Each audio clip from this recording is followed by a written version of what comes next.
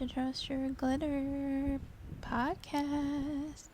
This is Kristy, and this is a special episode, a Uranian special, as we head into our final Uranus conjunction with Mars. So we're going to have a Mars-Uranus conjunction coming up on July the 15th. It is going to be, I guess the word I've been using is wild. It's going to be a wild one. And I have compiled a couple of things that I want to talk about regarding these conjunctions, because we've had a series of conjunctions, and our first was on April the 20th with Jupiter and Uranus. All of these conjunctions taking place in the sign of Taurus. Conjunctions are a major alignment between two planets at the exact same point. And what a conjunction does is it brings the energy of two planets together.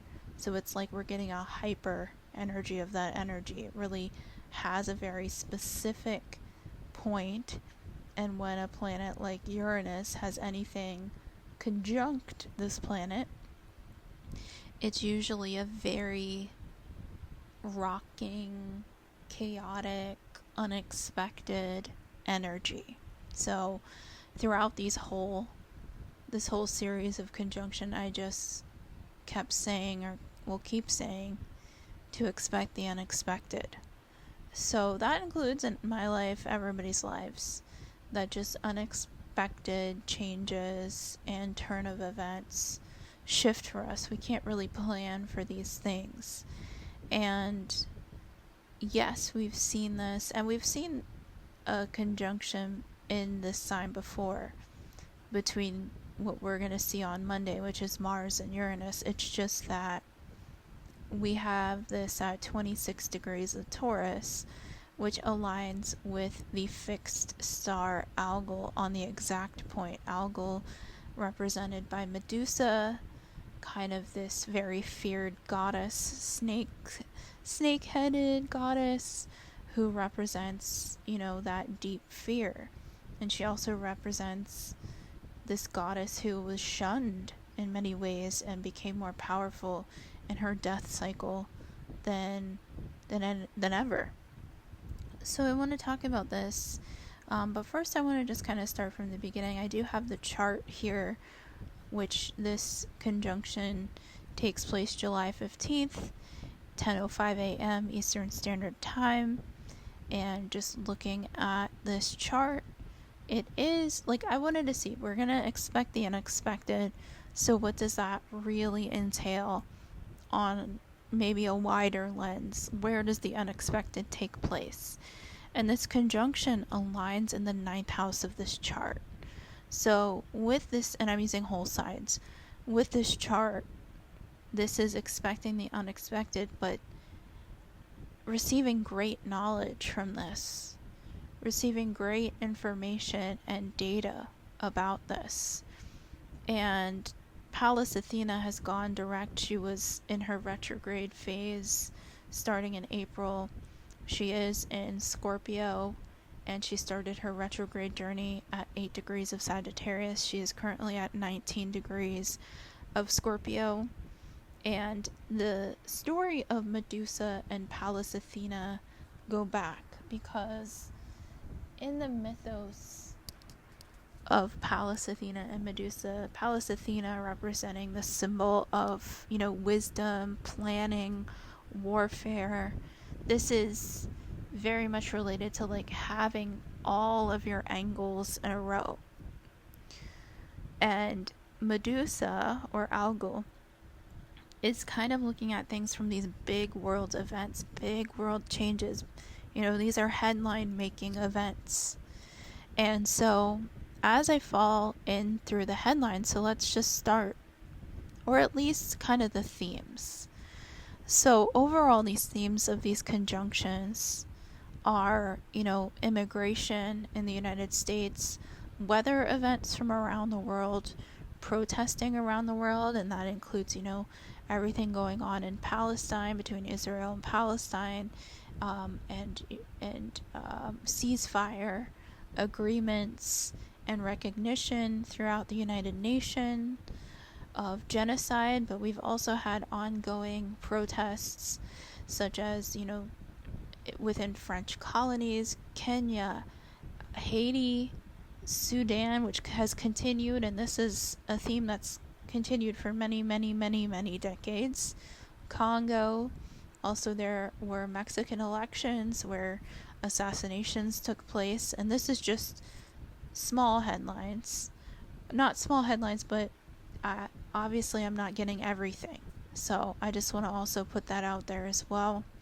In the United States, the Supreme Court, and I just put all kinds of fucked up here, Project 2025 plans making their way into the more mainstream news, or at least through people sharing what Project 2025 is all about. I also want to point out that because this takes place in Taurus, these conjunctions have been going over New York City's chart, astrology chart. There are two charts. The one that I utilize for New York City is a Taurus Sun Venus, and because Taurus is a Venusian ruled planet, that is our monetary system. In this particular case, I'm looking at the New York Stock Exchange. Throughout these conjunctions, we had so many things rise up in the news regarding the stock market, but I do want to say that there was a particular event, and this is more, I guess, on a certain other side of things being reported, but the GME stock, and Roaring Kitty, who was basically trolling the stock market, who was recently sued, but also kind of pointed out, he was doing everything like to the book, at least from what we know, and still we have politicians who have questionable stock market trades, etc., etc. So I don't want to point out that story because the GME stock events, and you can just Google GME stock market short stock sales and kind of see that story. I'm just kind of covering it as this is part of this whole conjunction system. So these are just some basic events, and they're not basic, obviously these are huge world events happening, but it's almost like every corner of the earth is experiencing changes.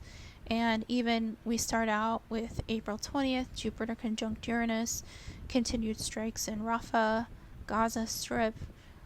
This is when the Columbia University protests were happening in the U.S., but there were worldwide university protests and encampments. So I'm not going to specifically zone in on Columbia University, although they were rather violent.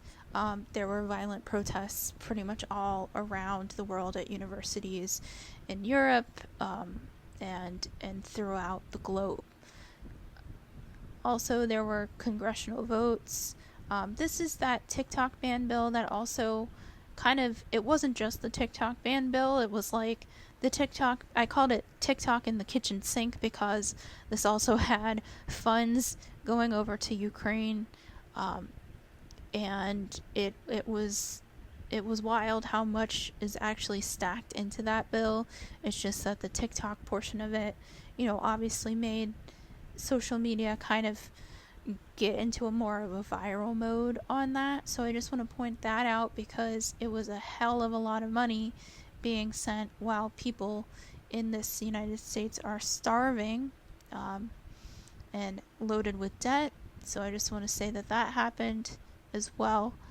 May 13th, we had the solar Cazimi. So we had a Sun-Uranus Cazimi at 23 degrees of Taurus. And this is continued strikes again. Gaza Strip, Rafah, people being displaced.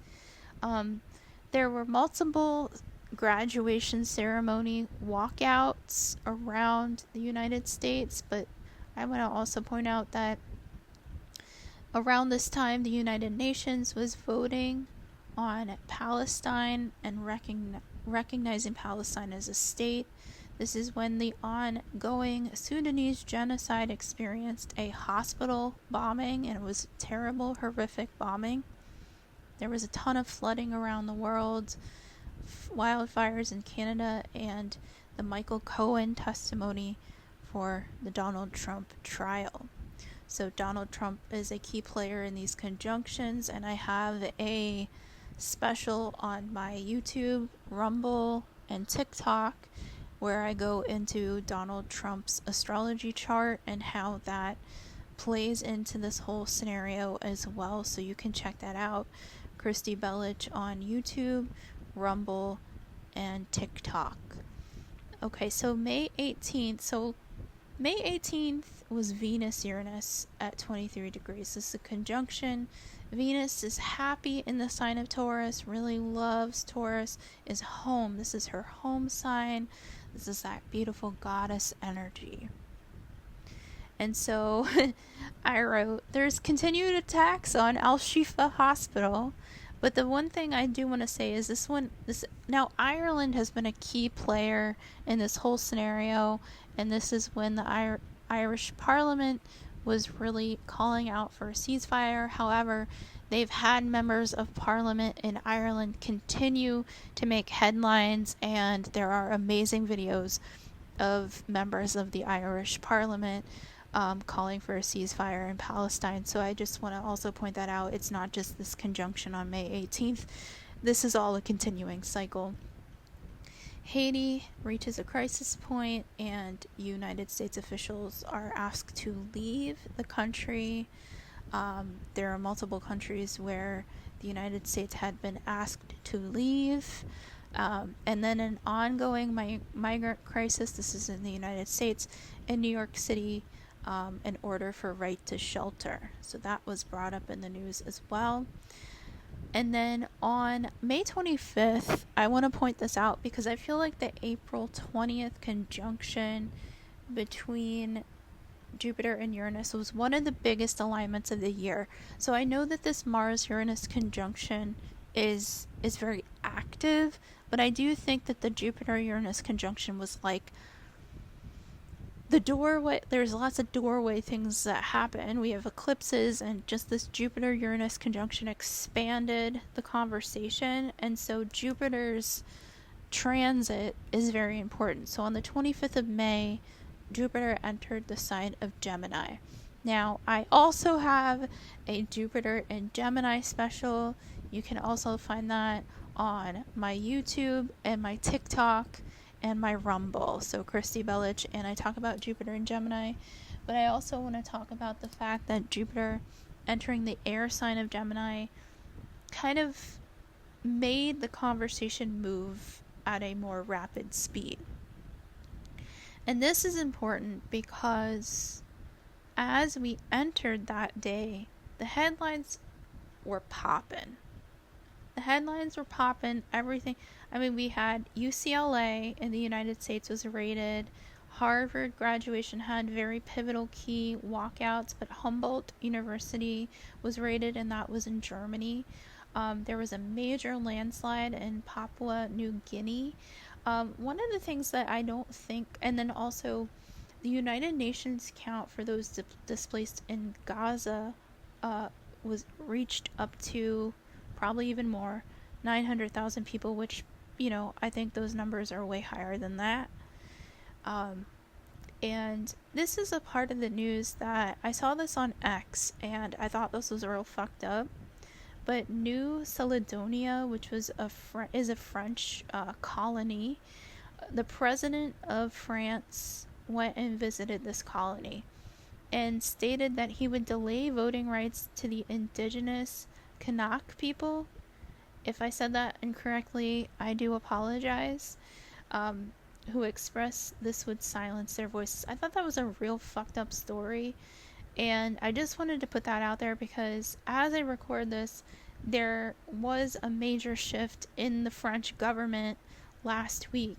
So I just want to bring that to light because it's almost like all the governments around the world are experiencing this, like the greater good of the people versus like what basically Macron, the president of France, is like, well, sorry, you're just a colony here. And it's like, excuse me, I don't know. So I just want to point that out.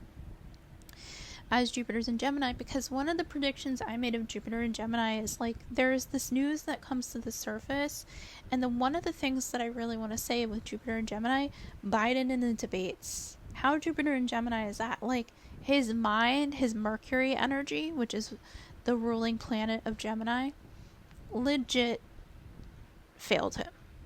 And he's got a Mercury in his 12th house. He's got a 12th house stellium in Scorpio. So to me, this is like saying the information that's seeping out about those in power is meant to, and that Jupiter-Uranus conjunction was like these outer planets saying, you know, greater knowledge, Jupiter, for the greater shake-up revolution, Uranus. So I think May 25th really is kind of that contractual adjustment. Louisiana on headline with that, Louisiana abortion pills are considered classified substances. And then also not a thing that like really made mainstream news, but I've been following this story since it happened. And since the fact that Biden actually visited New Palestine, Ohio, the train derailment from 2023. It's crazy to think that happened at the top of 2023 and we're in 2024 now. But the settlement was reached for $15 million to the government of East Palestine from Norfolk Southern. And that's in the United States. It's a real fucked up story. But a lot of people's lives and home, like a lot of people had to leave their home, and a lot of people can't even sell their home who left their home in East Palestine, Ohio. And these are hardworking Americans. It's a real fucked up story. But I do think, you know, Jupiter does represent fortune. Do I think 15 million is enough? Absolutely not. Do I think it's going to get to the right people? All we can do is pray, right? And talk about it in astrology podcasts, and just hope that people get what they deserve on the positive side of that. So on May 31st, Mercury and Uranus aligned at 24 degrees Taurus. This is the Trump verdict. Now, again, I have a Trump chart reading that talks about his chart, it talks about his midheaven, and it talks about how it lines up with Monday in a very specific way. I will clip that on my social media, but basically the midheaven is like a public point in somebody's chart, and he has his midheaven being rocked and rolled around. And I just want to say that he is part of this whole thing. And let me just J. Trump natal chart. I'm just going to confirm that. I store data in my brain, but I don't want to do the wrong thing. Yes, his midheaven is right there. His Uranus is in Gemini. His north node is in his sun, and his Uranus aligned together in Gemini. And then his midheaven is in Taurus, and he is receiving these conjunctions in his public access point. So he's meant for this. He has a spirit, and in my video I said, you know, he has a spiritual, I guess, he's a sacred clown. And being a sacred clown is his role. Being a sacred clown can mean you really literally feel you're being trolled by the universe. And in last week's podcast I said, you know, this does feel like a cosmic joke. And it is a cosmic joke, but, you know, who's laughing at this cosmic joke? You know, there are times when we could say all you can do is laugh, and then there are times where you have to say, actually, this joke is being played on me, but this is a narcissistic political system, and we are actually living a real life in this narcissistic political system. So I just need to point that out as we head into July the 15th, Mars-Uranus conjunction. This conjunction, you know, Taurus is a visceral sign. Taurus is that somatic physical energy, and it is all about feeling this in our body. So if you're having any like body pain, or if you're having any downloads where you're just like feeling fatigued, this is kind of what that energy is doing. I even had somebody send me a message today that was just like, what is going on? And Mars is action energy, so we're going to feel this passionate action energy even if Mars is in the sign of Taurus. One thing I did note is this is like a cosmic tuning fork. And Mars and Venus are cosmically aligning because Mars being, the masculine, Venus being the feminine, Mars being in a feminine sign, is this kind of a way of fusing that energy. It's kind of like a duality there. Mars is spicy, Uranus is electric. And with that, I saw this as a cosmic birth. Shepherding like a Medusa, Algol, is our doula. So Medusa is really that intuition that you can't explain, that makes no sense.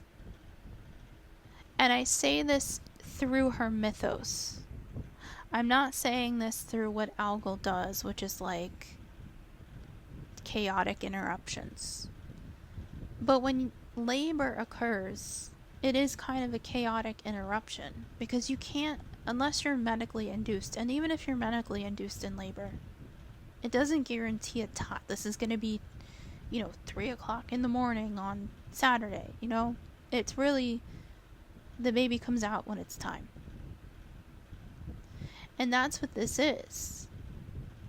If we view this from the point of cosmic labor, and the reason I say this is the card that I pulled for this whole scenario is the Chariot. And I was like, the Chariot?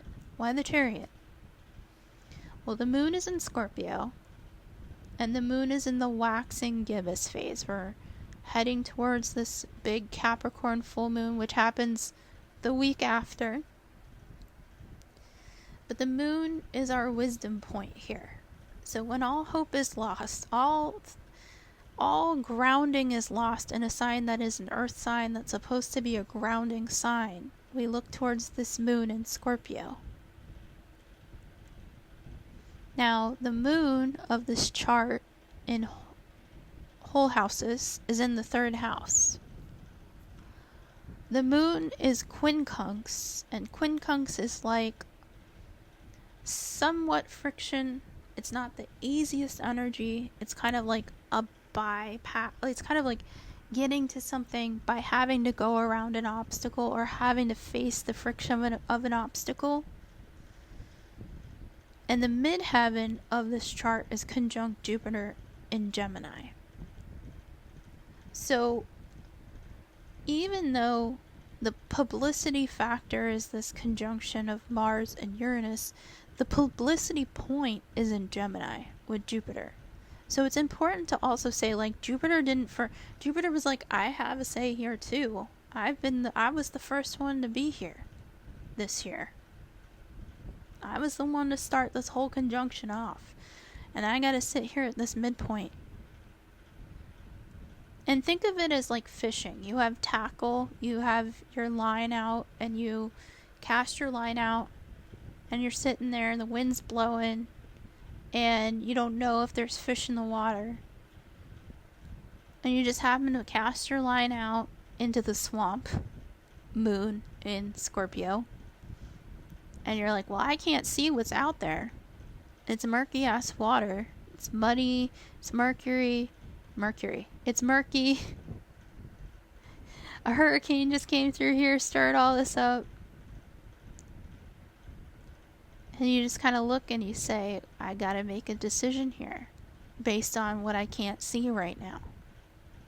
But where we have the North Node in this chart is actually in the 8th house.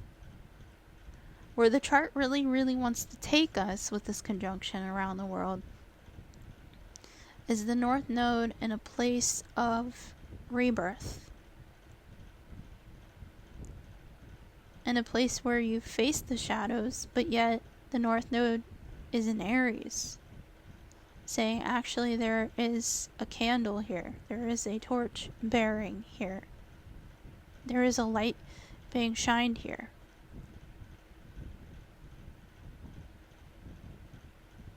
Where the South Node is in the second house, saying you've got to let go of a lot of things that maybe you held on to for a really long time.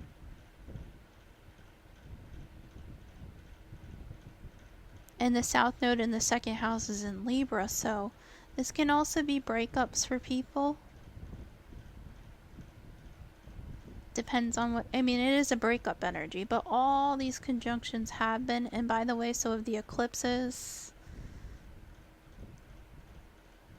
So it's like, it's a make it or break it kind of day. It's a make it or break it kind of week. The sun of this energy is still in Cancer in the 11th house of this chart. So that warm authority, I'm going to say, because we have this nice watery solar energy and watery lunar energy here, is quite nice. It's compassion. It's fierceness. It's the Queen of Cups in tarot. It's that energy of like really kind, but a little bit like simmery, because this moon doesn't play. One thing I do want to point out, because I did say Mercury in the midheaven and Jupiter in Gemini, Mercury is square Pallas Athena. And so Mercury, I think this is gonna play out, you know, this is the change that plays out for the long game. And it's a planning system where the changes that are made next week are going to really show you data. And Mercury will be going retrograde in August. And so I think that is a very pivotal Mercury retrograde to show the crown chakra of the matter. How do I translate that? I'm so crazy sometimes. What that means is the term, those who are losing their head, I just want to keep using Biden as a reference, are really going to show themselves clearer and clearer and clearer and clearer.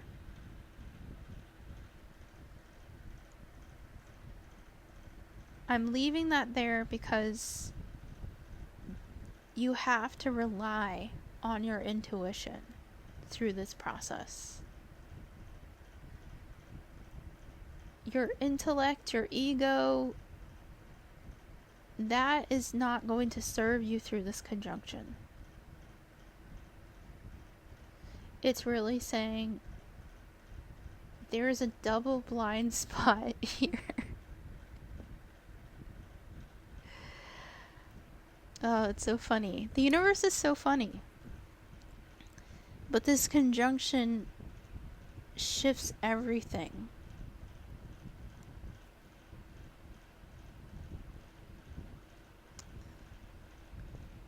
And the way I see this is it's like the Uranus conjunction series was a season of its own. And it is organized very poetically. It's poetic, it's disorganized energy that was poetically put in place to shake the snow globe. And I mean, there's nothing we can appreciate more than the beauty of the universe in that sense. So I put this note because I said this does change everything, but we've seen this before. And in this case, it's from the perspective of suddenness. Birth can be painful. So just remember that. With Mars being the god of war, Mars does want action. Uranus wants complete upheaval of the system. Taurus wants that stability. But Uranus has been in Taurus since 2018. So we also have to keep that in mind as well. So there is stability in the instability. I'm trying to think, is there anything that I missed? Okay, I wrote this note. I'm going to read it as I wrote it. I find it symbolic that Medusa is at 26 degrees of Taurus. 1 degree, moves 1 degree every 72 years. So algal being in Taurus encapsulates the Venusian quality to femininity and the male gaze. She wasn't meant for that. Her story was meant for that of spiritual awakening, and because of this awakening, she was highly feared. So interchanging algal and Medusa in those definitions. And also possible events and topics that continue to test us. So this is kind of how I've gone through this Uranian cycle. I am leaving this podcast unedited. I know I kind of took twists and turns, but the energy of how I recorded it is in the Uranian energy that we're already experiencing. So I appreciate you listening. Trust your glitter, Kristy Belich, and I hope you have a beautiful week of astrology ahead. I will be back with the actual week of astrology ahead, but I wanted to focus on the history of these conjunctions in a more zoomed in fashion and zoomed out. I guess zoomed in and zoomed out. More detailed fashion. So thank you and take care.